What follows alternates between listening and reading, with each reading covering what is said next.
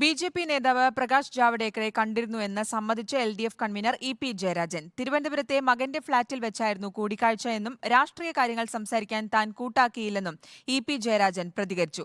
ബി.ജെ.പിയിലേക്ക് പോകുമെന്ന ആരോപണം കെ. സുധാകരനും ശോഭാ സുരേന്ദ്രനും ചേർന്ന് നടത്തിയ ഗൂഢാലോചനയുടെ ഭാഗമാണെന്നും ഇ.പി. ജയരാജൻ കുറ്റപ്പെടുത്തി. LDF convener E P. ജയരാജനെ ബി.ജെ.പി. നേതാവ് പ്രകാശ് ജാവ്ദേക്കർ നേരിൽ കണ്ട് സംസാരിച്ചുവെന്ന നന്ദകുമാറിന്റെ ആരോപണം ഇ.പി. തള്ളിയില്ല.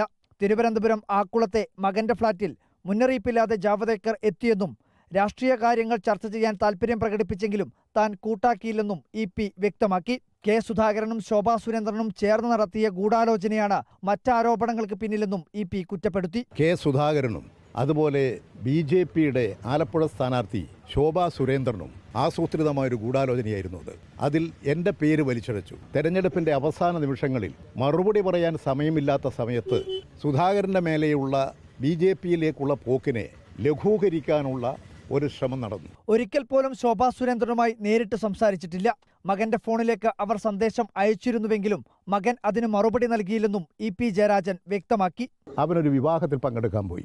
ഈ ശോഭാ സുരേന്ദ്രൻ വന്ന് എൻ്റെ മകനാണെന്ന് മനസ്സിലായപ്പോൾ അവനോട് സംസാരിച്ചു. അവനോട് നമ്പർ ചോദിച്ചു. പരിചയപ്പെട്ടല്ലോ എന്ന് പറഞ്ഞ് നമ്പർ കൊടുത്തു. ശോഭാ സുരേന്ദ്രൻ ചെയ്തത് ശോഭാ സുരേന്ദ്രനും മോദിയും മറ്റ് ബി.ജെ.പി. നേതാക്കളുമുള്ള ചില ഫോട്ടോ ഇവൻ അയക്കും. അപ്പോൾ ഇവരുടെ വഴിയൊന്നും ശരിയല്ലെന്ന് തോന്നിയോട് അവനത് ക്ലോസ് ചെയ്തു. ശോഭാ സുരേന്ദ്രനെതിരെ മകൻ നിയമ നടപടി സ്വീകരിക്കുമെന്ന് പറഞ്ഞ ഇ.പി. ദല്ലാൽ നന്ദകുമാറിനെതിരെ മയപ്പെടുത്തി. തനിക്കെതിരെ എന്തെങ്കിലും പറഞ്ഞാലാണ് കേസ് നൽകുക. നന്ദകുമാറിനെതിരെ വെറുതെ കേസ് കൊടുക്കാൻ പറ്റുമോ എന്നായിരുന്നു ഇ.പി.യുടെ മറുചോദ്യം. റിപ്പോർട്ടർ, കണ്ണൂർ. ബി.ജെ.പി. പ്രവേശനത്തെക്കുറിച്ചുള്ള ആരോപണത്തിനിടെ ഇ.പി. ജയരാജന് താക്കീതുമായി സി.പി.ഐ.എം. കൂട്ടുകെട്ടുകളിൽ ജാഗ്രത പാലിക്കണമെന്ന് മുഖ്യമന്ത്രി പിണറായി വിജയൻ പറഞ്ഞു. പാപിയുടെ കൂടെ ശിവൻ കൂടിയാൽ ശിവനും പാപിയാകുമെന്നും മുഖ്യമന്ത്രി ഓർമ്മിപ്പിച്ചു. മുഖ്യമന്ത്രിയുടേത് കൃത്യമായ മുന്നറിയിപ്പാണെന്നായിരുന്നു സി.പി.ഐ.എം. സംസ്ഥാന സെക്രട്ടറി എം.വി. ഗോവിന്ദന്റെ പ്രതികരണം. ജയരാജനെ വിമർശിച്ച് ബിനോയ് വിശ്വവും രംഗത്തെത്തി. ഇ.പി. ജയരാജനെ തള്ളിപ്പറയാൻ പാർട്ടി കൂട്ടാക്കിയില്ലെങ്കിലും ആരോപണങ്ങൾക്കിടയാക്കിയ സാഹചര്യം ഒഴിവാക്കേണ്ടിയിരുന്നുവെന്ന താക്കീതാണ് പ്രതികരണങ്ങൾ നൽകുന്ന സൂചന. ഇ.പി. ജയരാജന് ശക്തമായ മുന്നറിയിപ്പാണ് മുഖ്യമന്ത്രി പിണറായി വിജയൻ നൽകിയത്. പണം മാത്രം ആഗ്രഹിക്കുന്ന ആളുകളുമായി സൗഹൃദം സ്ഥാപിക്കുമ്പോൾ ജാഗ്രത വേണം. ജാവ്ദേക്കറെ കാണുന്നതിലോ സംസാരിക്കുന്നതിലോ തെറ്റില്ല.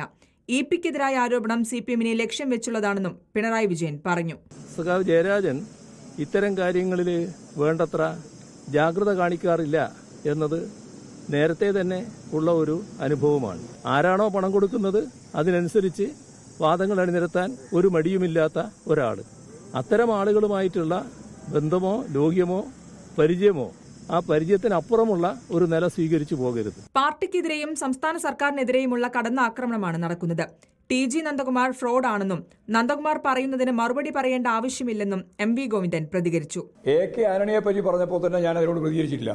എന്താ പ്രതികരിക്കാതിരുന്നത്? ഇമാതിരി ഫ്രോഡിനോടെല്ലാം എന്ത് പ്രതികരിക്കാൻ? എന്നാൽ അദ്ദേഹം പറഞ്ഞിട്ടുള്ള ചില കാര്യങ്ങളുണ്ട്. ആ കാര്യങ്ങൾ പരിശോധിക്കട്ടെ എന്നാണ് ഞാൻ പറഞ്ഞത്. അണികളെ പഠിപ്പിക്കുന്ന മൂല്യം പാലിക്കാൻ ആരേക്കാളും ബാധ്യത നേതാക്കൾക്കുണ്ടെന്ന് സി.പി.ഐ. സംസ്ഥാന സെക്രട്ടറി ബിനോയ് വിശ്വം പറഞ്ഞു. അണികളെ പഠിപ്പിക്കാൻ ശ്രമിക്കുന്ന അത്തരം മൂല്യങ്ങളെപ്പറ്റി അത് പാലിക്കാനും പ്രാവർത്തികമാക്കാനും പാഠങ്ങൾ പകർന്നു കൊടുക്കാനും ആരേക്കാളും കടമയുണ്ട് നേതാക്കന്മാർ. ബി.ജെ.പി. ബന്ധത്തെക്കുറിച്ചുള്ള ആരോപണങ്ങളിൽ ഇ.പി. ജയരാജന്റെ ഇന്നത്തെ പ്രതികരണം അനവസരത്തിലാണെന്നാണ് സി.പി.ഐ.എം. നിലപാട്. തെരഞ്ഞെടുപ്പ് ദിവസം സി.പി.എമ്മിനെ പ്രതിക്കൂട്ടിലാക്കാൻ കോൺഗ്രസ് ഇ.പി.യുടെ പ്രതികരണം ഏറ്റെടുക്കുകയും ചെയ്തു. റിപ്പോർട്ടർ, കോഴിക്കോട്.